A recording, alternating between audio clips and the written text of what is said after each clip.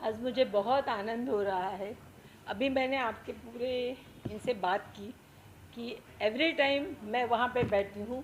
आज मैं यहाँ पे हूँ और इन लोग सब यहाँ पे हैं, क्योंकि मैंने भी जर्नलिज़्म का कोर्स किया है। 24 साल तक बॉम्बे दूरदर्शन पे मराठी न्यूज़ पढ़े हुए हैं और बहुत जनों के इंटरव्यूज़ मैं करती हूँ। आज भी मेरा यूट्यूब चैनल है जिसमें सब सेलिब्रिटीज़ के इंटरव्यूज़ करती हूँ। उसको 3 साल कल ही पूरे हो गए। अब ये चौथा साल शुरू, अमृता फिल्म्स कर मेरा यूट्यूब चैनल है। आज फिल्म जब नेशनल अवार्ड अनाउंस हुआ, जो आपकी इतनी मेहनत रही उसको ऑथेंटिक बनाने में, उसको लेकर हमें थोड़ा आपका जर्नी का बात बताइए। मैंने आज तक 9 फिल्में बनाई। ये फिल्म बनाने का जो 1 मिनट, हाँ, एक जो मेन आपका जो उसका फिल्म बनाने का आपने सोचा कैसे, शौक था। न्यूज़ रीडिंग से आप कैसे फिल्म बनाने में आए? 1979 से 2004 तक मैं न्यूज़ पढ़ती थी, और जब मुझे रीडिंग क्लासेस आ गए तो मैं नहीं चाहती थी कि अभी मैं न्यूज़ पढूं, और लोगों के मन में मेरी जो छवि थी वही रहनी चाहिए, ये सोच के मैंने सोचा कि अभी मैं न्यूज़ नहीं पढ़ूंगी। वैसे I have done my MSc LLB। मेरी खुद की एक केमिकल की फैक्ट्री है, अमृता इंडस्ट्रीज़ करके, वो मैं चलाती थी। और फिर 3-4 साल मैंने लीगल प्रैक्टिस भी की थी। जब ये न्यूज़ देना बंद किया तो उसके बाद में मैंने सोचा कि चलो, बच्चे भी तब बड़े हो गए थे। उसके बाद मैंने सोचा कि मैं फिर से इधर फैक्ट्री शुरू करूँगी या तो लीगल प्रैक्टिस करूँगी। लीगल प्रैक्टिस करने के लिए मैंने फिर से शुरुआत की, मगर मुझे मालूम पड़ा कि लॉ का स्पेलिंग भी मुझे नहीं आ रहा है, सब मैं भूल गई। यानी कि मुझे फिर से वो लॉ की स्टडी करनी पड़ती थी। तो वो मुझे उस वक्त ऐसे लगा कि अभी पढ़ना कुछ ज़रूरी नहीं है, ज़रूरी नहीं से भी उतना कुछ अच्छा नहीं लग रहा था पढ़ने के लिए। उसके बाद में मैंने सोचा चलो मैं फैक्ट्री चलाऊँगी फिर से अच्छी तरह से, और फैक्ट्री जाना शुरू किया। मगर वहाँ पे भी मेरा मन नहीं लगा। मुझे ऐसे लगता है ना कि एक बार चेहरे पे मेकअप लग जाता है ना, तो ऐसे लगता है उसका चस्का लग जाता है कि नहीं नहीं, मुझे मीडिया में ही कुछ करना है। और 24 साल के इस टेन्योर में बहुत सारे लोगों की पहचान हुई थी इंडस्ट्रीज़ के। बड़े बड़े डायरेक्टर्स को, एक्टर्स को मैं वहाँ मिल चुकी थी दूरदर्शन पे। तो मुझे ऐसे लगा कि चलो मैं कुछ ग्लैमर के इसमें ही करूँगी।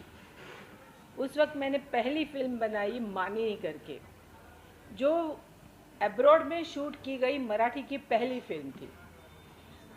उस फिल्म को नियरली 18 नॉमिनेशंस मिले थे और 12 अवार्ड्स मिले थे। फिल्म तो बेहतर बनी थी, मगर उस वक्त इतना नॉलेज नहीं था कि कैसे उसको मार्केटिंग करना चाहिए, किस तरह से फिल्म को बेचना चाहिए। तो वो व्यावसायिक रूप से उतना यश उसमें नहीं मिला, और मुझे बहुत बहुत बहुत बुरा लगा, क्योंकि मेरे हस्बैंड ने उसके लिए पैसे दिए थे। मुझे लगा कि देखो, ये बापजादों की कमाई तो है नहीं, या कोई बुरे काम करके पैसे नहीं बनाए थे। तो मुझे बहुत गिल्टी फील होता था कि मैंने मेरे हस्बैंड के पैसों का पूरा सत्यानाश कर दिया। मैंने क्यों ये फिल्म बनाने का सोच रहे थे, मुझे बहुत रिपेंड हो रहा था।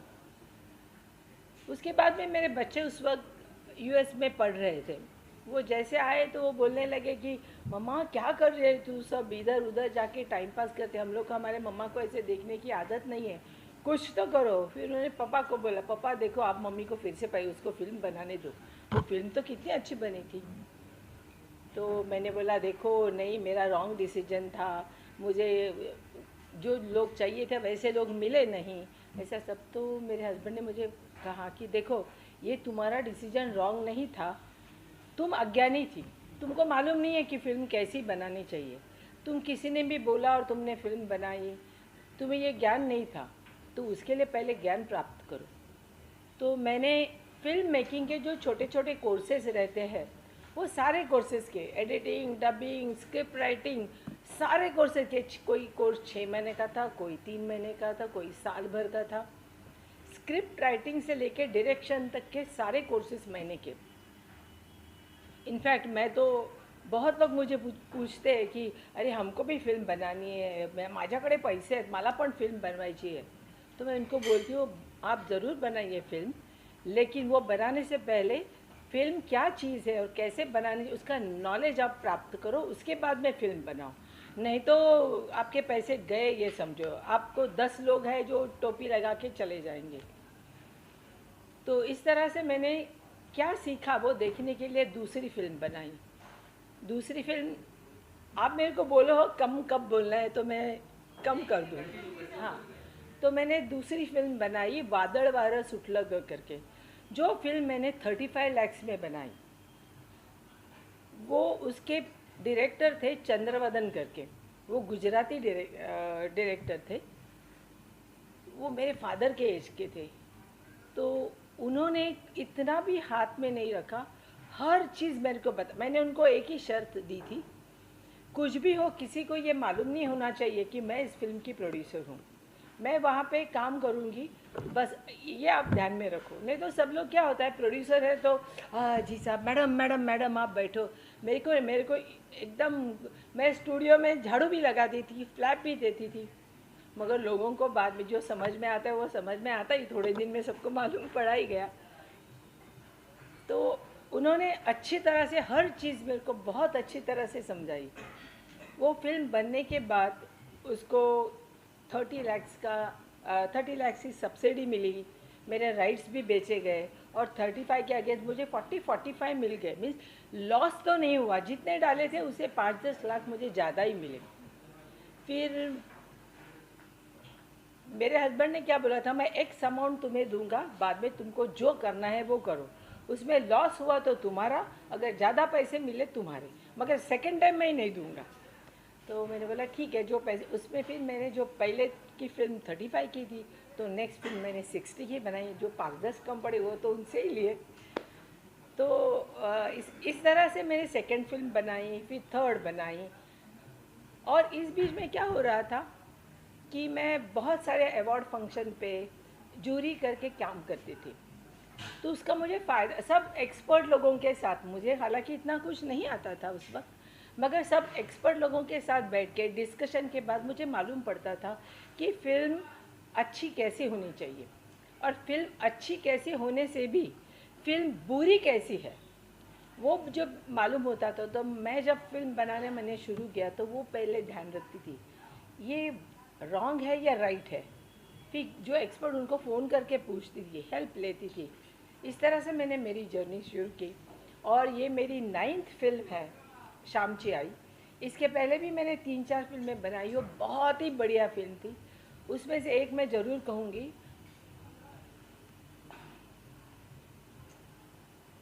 आरोही गोष्ट तिघांची। मैं ऐसे बीच में थोड़ा रुक सकती हूँ ना, क्योंकि उम्र के वजह से कभी कभी कुछ याद नहीं आता है।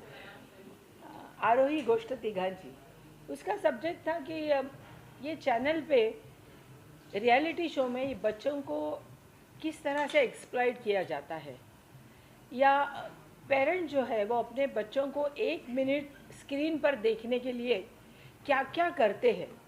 जैसे कि आपने भी देखा होगा, 2-2.5 साल की बच्ची इतना सा स्कर्ट और इतना सा ब्लाउज पहन के, लिपस्टिक लाल लगा के, यहाँ पे लाल लगा के, हेयर स्टाइल करके बीड़ी जलाइले पर डांस करती है, और सब लोग भी कितने चाव से उसको देखते हैं। और दूसरे दिन सब लोग ऑफिस में या ट्रेन में कहीं पे भी जाते हैं तो डिस्कस करते, अरे त्या मुलीने काल काय सुंदर डान्स केला, ती काय छान कंबर हलवत होती। अभी आप ही सोचिए कि 2 साल के बच्ची को उसके पेरेंट इस प्रकार का डांस सिखाते हैं। मैं नहीं कहती कि बच्चों को डांस नहीं करना चाहिए, मगर उनके उम्र के हिसाब से उनको डांस करना चाहिए। जो गाने गाते हैं तो उनकी उम्र के हिसाब से करना चाहिए। तो मैंने इसी बात को मेरी फिल्म में दिखाया था। और गाने भी जब गाते हैं तो शुरू शुरू में जब वो गाने गाते हैं तो जो एंकर रहता है या जो परीक्षक रहते हैं वो बोलते हैं कि ये तो गान सम्राज्ञी है, ये तो गान कोकिला है। आपने कभी देखा है ये रियलिटी शो में जो गाते हैं या जीतते हैं वो आगे जाके बड़े गायक बने हैं? वो सब ऑर्केस्ट्रा में गा रहे हैं। क्योंकि उनमें क्या होता है, एक सीज़न ख़त्म होने के बाद जब नया सीज़न शुरू होता है तो नए सिंगर्स तैयार हो जाते हैं, और पुराने वालों को सब भूल जाते हैं। चैनल भी भूल जाता है, लोग भी भूल जाते हैं। तो ये सारी चीज़ें पकड़ के मैंने वो फिल्म बनाई थी, आरोही गोष्ठती घांची। तो वो फिल्म थिएटर में 33 वीक्स चली थी, मगर ना प्रेस ने उसकी दखल ली, ना कोई चैनल ने दखल ली, उसके राइट्स बेचने के आज तक वो मेरी फिल्म ऐसी ही पड़ी है। मगर मैंने सोचा कि ये मीडिया इतना स्ट्रांग है फिल्मों का कि हम कोई भी बात लोगों को फिल्म के जरिए बता सकते हैं, ऐसा मेरा मतलब था। इसलिए मैंने सोचा भले मुझे पैसे नहीं मिले, मेरा मैसेज सब तक गया है, और जितने डाले बस उतने मिले हैं ना, ठीक है, नहीं राइट्स गए नहीं जाने दो। या तो फिर कोई राइट्स लेने के लिए तैयार रहता है, मगर उसकी वैल्यू इतनी कम कर दे। अगर मैंने वो फिल्म 3-4 CR में बनाई है तो मेरे को बोलते हैं 30 लाख देंगे। मैंने बोला नहीं, मेरी फिल्म मेरे पास रहने दो, उसका जब टाइम आएगा, हर एक फिल्म का एक टाइम आता है, हर एक चीज़ का एक टाइम आता है, इसका जब टाइम आएगा तब मैं उसको बेचूंगी, मुझे नहीं बेचने, पड़ने दो।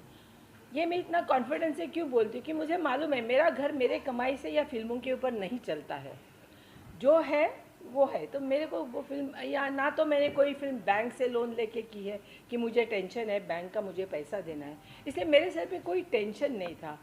घर के सभी लोगों का बहुत सपोर्ट है, इसकी वजह से मैं ये सब कर पाती।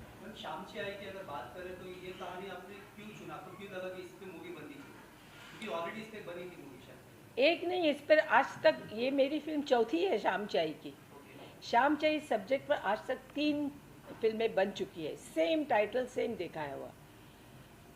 मैंने देखा कि आजकल आप देखोगे ना, कोई भी फिल्म इतनी मारामारी, ब्लडशेड, अश्लीलता दिखाई जाती है, डर्टी लैंग्वेज उसमें यूज़ होती है, कमर के नीचे के जोक्स होते हैं, बहुत अश्लीलता भरी है हर फिल्मों में। भले वो फिल्म अभी नाम नहीं लूँगी, बड़े बड़े स्टारों की हो, आप देखेंगे तो यही चल रहा है हर फिल्म। फिर हम लोग बोलते हैं बच्चों के लिए फ़िल्म नहीं बनती है, बच्चों के लिए फिल्म बनती। ये फिल्म मैं नहीं कहूँगी कि ये बच्चों के लिए है, मगर ये ज़्यादा पेरेंट्स के लिए भी है। और ये जब मैंने स्टोरी तो खैर मुझे बचपन से मालूम थी, शाम की आई स्टोरी। आप किसी भी महाराष्ट्रियन लोगों को पूछोगे तो सबको शाम चाहिए कथा मालूम है। स्कूल के सिलेबस में भी ये किताब हाँ, करेक्ट। तो सबको ये स्कूल से ही शाम चाहिए पढ़ाई जाती है। इस फिल्म में वो माँ अपने बच्चों के ऊपर जो संस्कार करती है, जो संस्कृति अपनी महाराष्ट्रियन लोगों की संस्कृति जो है, इसका बहुत ही अच्छा दर्शन इस फिल्म में किया गया है। एक्चुअली ये साने गुरुजी ने शामची आई करके किताब लिखा था, उस पर आचार्य अत्रे जी ने 70 साल पहले फिल्म बनाई थी शामची आई। उसको सबने इतना सराहा कि उसको फर्स्ट नेशनल अवार्ड और सुवर्ण कमल मिला था 70 साल पहले। तो मुझे लगा कि इस ज़माने में अभी ये फिल्म फिर से बनाना बहुत ज़रूरी है। या तो पता नहीं, वो फिल्म मुझे बचपन से ही, वो बहुत फिल्म या जो नॉवेल थी वह बहुत अच्छी लगती थी, उसका इफ़ेक्ट इतना था, इम्पैक्ट इतना था कि मैंने सोचा चलो इतना जो रोज़ की फिल्में बन रही है उससे कुछ मैं अलग बनाऊं, जो लोगों को पसंद है, पूरी फैमिली एक साथ बैठ के देखेंगे, जिससे संस्कार, अपनी भारतीय संस्कृति वो दिख जाए, क्या किस तरह से वो माँ अपने बच्चों पर संस्कार करे। उसमें छोटे छोटे इंसिडेंट्स है। उसका लड़का जो है उसको स्विमिंग, वो डरता है, नहीं मैं स्विमिंग, माँ आके उसको वाटर वेल में ढकेल देती है, बोलते चल तेरे को स्विम करना है। ऐसी 2-4 चीज़ें। वो बच्चा पेड़ के फूल तोड़ता है, छोटी छोटी चीज़ें हैं, बहुत बड़े ऐसे वो संस्कार नहीं है। वो बोलते हैं नहीं पेड़ नहीं तोड़ना, फूलों को हाथ नहीं लगाना चाहिए। फूल क्यों तोड़े, जो नीचे गिरे थे उस फूल को तो लेके आना चाहिए था। फिर बोलता है नीचे के जो फूल गिरे वो मैं भगवान पे कैसे चढ़ाऊँ। वो बोलते हैं भगवान ये नहीं कहता है ज़मीन पे गिरे वो फूल चढ़ाओ करके, मगर तुम जो पेड़ पे जो फूल है उसको हाथ मत लगाना, जो नीचे फूल है दूसरों को भी फूल मिलने चाहिए ना, आजू बाजू है। नहीं, छोटी छोटी बातें हैं, वो इतनी अच्छी है कि जब आप फिल्म देखोगे तो, क्योंकि आज ये सब नहीं बताते आज के इसमें, तो मुझे लगा कि ये फिल्म बनानी बहुत ज़रूरी है। और जो पहले की फिल्म थी 70 साल पहले जो बनी थी, उसमें वो शाम जो है वो 6-7 साल का था तभी तक की कहानी बताई है, और मैंने आगे जाके वो 35 इयर्स का होता है। शाम यानी साने गुरुजी, बहुत लोगों को ये मालूम नहीं है शाम यानी साने गुरुजी है। तो साने गुरुजी की कथा है, जो एक फ्रीडम फाइटर थे, उन्होंने। हाँ, और एक बात, ये पंढरपुर का जो विट्ठल रखमाई का मंदिर है, वहाँ पे पहले सब लोग नहीं जा सकते थे, सिर्फ ब्राह्मण लोग जा या उच्च वाले लोग हैं वो ही जाके दर्शन ले सकते थे। मगर उन्होंने इतनी क्रांति की वहाँ पे जाके कि आज कोई भी समाज का कोई भी व्यक्ति वहाँ पे जाके विट्ठल जी का दर्शन कर सकते हैं। तो यही नहीं, स्वातंत्र मिलने के लिए भी उन्होंने बहुत सारी चीज़ें की। फिल्म में लिमिटेशन रहता है, जितना दिखा सकते हैं मैंने दिखाने की कोशिश की है। तो इसलिए मैंने सोचा कि ये मारधड़ के ज़माने में ऐसी कुछ अलग फिल्म बननी चाहिए, ये सोच के मैंने ये फिल्म बनाई। शामची आई को पहले भी अवार्ड मिल चुका, जो पहली फिल्म बनी थी। करेक्ट। ये मूवी जब आपने बनाया तो आपने कभी सोचा था कि इसको भी नेशनल अवार्ड हाँ, मिलेगा? फर्स्ट डे से मुझे मालूम था इसको नेशनल अवार्ड मिलेगा। और मैं ये भी बोलती हूँ, आगे 70 साल के बाद में भी अगर ये फिल्म बनेगी तो उसको भी अवार्ड मिलेगा, क्योंकि उसका जो गाभा है, ये माँ के जो जिस तरह से अपने बेटे के साथ उसका व्यवहार है, वो कितने भी साल हो वो बदलने वाला नहीं है। जैसे पहले के ज़माने की माँ थी, अपने बच्चों को, आप खुद हर एक व्यक्ति यहाँ पे जो सोच के देखिए, माँ के बारे में आपके क्या विचार है, आपके माँ के आपके बारे में क्या विचार है, वो कभी बदलेंगे? आप सोच के देखो। इसलिए मैं कहती हूँ ये माँ कभी चेंज होने वाली नहीं है। जैसे पहले के ज़माने में वो पढ़ी लिखी नहीं थी, वो फिर भी अपने वो बच्चों को जो उसे मालूम था वो सिखाती थी। मगर आज भी आप देखोगे, आज की माँ जो है वो डॉक्टर है, इंजीनियर है, आईटी क्षेत्र में काम करती है, फिल्म मीडिया में काम करते हैं, फिर भी वो अपने बच्चों को अच्छी तरह से संस्कार देती है, पालती है। ऐसे नहीं बोलती हूँ चलो मैं इतने पढ़ी हूँ मैं क्यों देखूँ, मुझे नहीं चाहिए बच्चे, ये बच्चों को देखने दो, कोई भी देखे, ऐसे नहीं करती। वो अपने जॉब छोड़ के जितना टाइम उसे मिलता है उस टाइम में वो पूरा टाइम अपने बच्चों के लिए देती है। इसलिए माँ वो माँ ही है, उस वक्त की माँ हो या अभी की माँ हो या और आगे के ज़माने की माँ हो, उसमें कभी फ़र्क नहीं पड़ने वाला है। और दूसरी बात, आज की माँ की और एक खासियत है, वो पैसा भी कमाती है, तो वो अपने पूरे घर परिवार को हेल्प भी करती है। ये एक एडिशनल है आज की माँ का रूप। शामची आई की बात की जाए तो आपका जो रिसर्च रहा है फिल्म को लेकर बहुत ज़्यादा है, कि आज आप जूरी रहे हैं बहुत सारे अवार्ड्स में और फिल्म फेडरेशन, तो आपके पास तो एक नॉलेज रही जिसको आपने अप्लाई किया इसमें और फिर नेशनल अवार्ड जीते। जो रिसर्च रहा है, जो ऑथेंटिसिटी रही है शामची आई, जिसके लिए तारीफ हुई है, उसका थोड़ा बैकग्राउंड। जब ये फिल्म बनाने का ऐसे सोच लिया मैंने, तो पहले तो डायरेक्टर, तो मैंने सोचा मुझे रेगुलर डायरेक्टर नहीं चाहिए, तो मैंने फाइंड आउट किया कि सुजय डहाके ने इसका डायरेक्शन किया है। मैं उसके साथ पहले भी काम कर चुकी हूँ, एक सीरियल बनाई थी, वेब सीरीज़ थी वो, उन्होंने उसका डायरेक्शन किया था। I was very happy with him कि वो अच्छी तरह से हो रहा है। तो मैंने सोचा कि ये सब्जेक्ट इतना संवेदनशील है और इतना सीरियसली हैंडल करना चाहिए, उसके लिए कोई नॉलेज वाला ही डायरेक्टर चाहिए। ऐसे कोई भी 2-4 सीरियल कर लिया, और आजकल लोग कैसे करते हैं, 2-4 सीरियल कर लेते हैं और डायरेक्टर बन जाते हैं और बोलते हैं मैं ये सीरियल मैंने की है, ये करना है। तो मैंने सोचा मुझे ऐसा नहीं चाहिए, जिसको फिल्म का बैकग्राउंड ठीक तरह से मालूम हो। जैसे कि सुजय ने फिल्म मेकिंग का यूएसए कोर्स भी किया हुआ था और उसे अच्छा नॉलेज है, मैं देख रही थी, तो मैंने उसको बोला कि इस पर फिल्म करनी है हमें। तो उसके बाद नियरली 2 इयर्स हम लोग रिसर्च कर रहे थे इस नावल पे।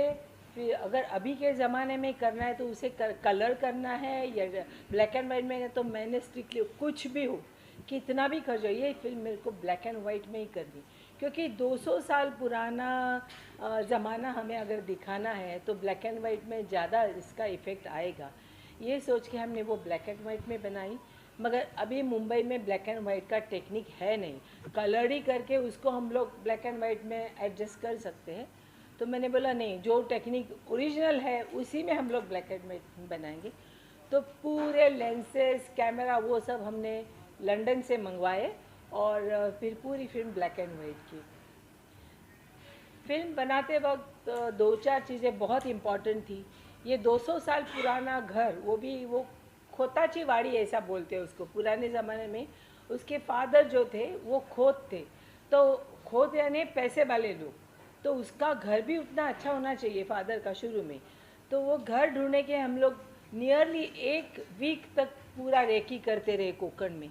घर तो मिल रहे थे मगर हर घर में अभी फर्श लगी हुई थी, घर में टीवी, फैंसी लाइट्स आ गए थे हर एक के घर में, तो वो तो चलने वाला नहीं था। 200 साल पुराने घर में इलेक्ट्रिसिटी थी नहीं, कैंडल थी नहीं।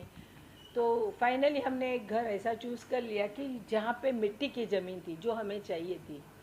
फिर बाहर तुलसी वृंदावन हो, चूल्हा हो, जो चीज़ें वो सब थी, मगर उस घर में पूरे इलेक्ट्रिसिटी थी, सब वायर्स टंगी हुई थी। तो हम लोगों ने पूरा का पूरा उनका कनेक्शन निकाल दिया। उनको बोला हम आपको अच्छी नई सिस्टम करके देंगे। तो पूरा शूटिंग होने के बाद उनको पूरी नई सिस्टम करके दी हमने, और जो ओरिजिनल लाइटिंग थी उनको पूरी की पूरी निकाल दी, और जो लामन दीवा बोलते हैं या कंदील बोलते हैं उसके लाइट में पूरी फिल्म शूट की गई है। और हमें जो लाइट लगता था वो हम जनरेटर से लेते थे शूटिंग के लिए जो लगता था। इस तरह से हर एक चीज़। फिर आर्टिस्ट जो थे उनको टकला का, उस ज़माने में टक्कल और यहाँ पे शेंडी ऐसे रहती थी, वो ब्राह्मण लोग रहते थे। तो मैंने बोला किसी को भी मुझे विग लगाया हुआ आदमी नहीं चाहिए। तो बड़े बड़े आर्टिस्ट थे, अगर उनको विग नहीं लगाएंगे, शेव करेंगे, तो उनको दूसरे सीरियल में काम करते, दूसरी फिल्मों में काम करते थे, उनको दिक्कत आती थी फिर से वो रोल करने में। तो मैंने बोला आपका नुकसान मैं होने नहीं दूंगी, आप प्लीज़ अगर आपको शेव करना है तो ही आप ये रोल मिलेगा आपको, नहीं तो नहीं मिलेगा। और नियरली 400 आर्टिस्ट वहाँ पे थे, बहुत सारे ऐसे मिरवणूक जाती है वगैरह रोल थे। बच्चे थे, 10-15 बच्चे थे। बच्चे लोग तो तैयार ही नहीं थे। उसके पेरेंट्स ने, मैंने बोला नहीं तो मैं नहीं लूँगी, मैं बॉम्बे से आर्टिस्ट लेके आऊँगी। और सारे आर्टिस्ट जो थे बच्चे और जो छोटे छोटे रोल कर रहे थे वो सब हमने लोकल आर्टिस्ट लिए थे वहीं के। तो फिर माँ बाप ने उनको समझाया कि नहीं देखो आप सिनेमा में आओगे ये, तो उन्होंने तुरंत बच्चों ने मान लिया, क्योंकि दूसरे बच्चे उनको चिढ़ाते रहे स्कूल में हो या कहीं आजू बाजू में। तो वो पहले तैयार नहीं थे शेव करने के लिए, बाद में उनके माँ बाप ने उनको समझाया और कर दिया। तो क्या पूछा? हां काय झालं? ओम भूतकर, ओम, मला असं वाटतं ओम भूतकर हा श्याम या कॅरेक्टरसाठी जन्माला आला। त्याला एकदा ते सावरकरांचे कपडे घातल्यानंतर, सावरकर म्हटल्यानंतर सॉरी आय एम सॉरी सगळं काढून टाका, परत सावरकर म्हणाले, साने गुरुजी। ओम भूतकर म्हटल्यानंतर मला वाटतं साने गुरुजींच्या रोलसाठीच ते जन्माला आले, कारण त्यांना एकदा तो साने गुरुजींचा ड्रेस घातल्यानंतर आणि ती त्यांची एक टिपिकल अशी पुस्तकावरती पोज आहे, कोणीही हे म्हणणार फोटो काढल्यानंतर हे साने गुरुजीच, इतकं, आणि त्याने काम पण इतकं अप्रतिम केलं आहे की तुम्ही जर तुमच्यापैकी कोणी पाहिलं असेल तर लक्षात येईल हा साने गुरुजीच, असे प्रत्येकांचे रिमार्क आहेत। इतकं सुंदर त्याने, कारण आतापर्यंत त्याचे रोल भिन्न होते, टोटल त्याची इमेज चेंज झाली आहे या रोलमुळे।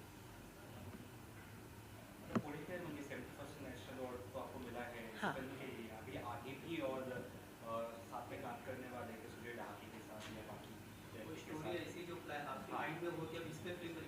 रिस्पॉन्सिबिलिटी बढ़ जाती है क्या?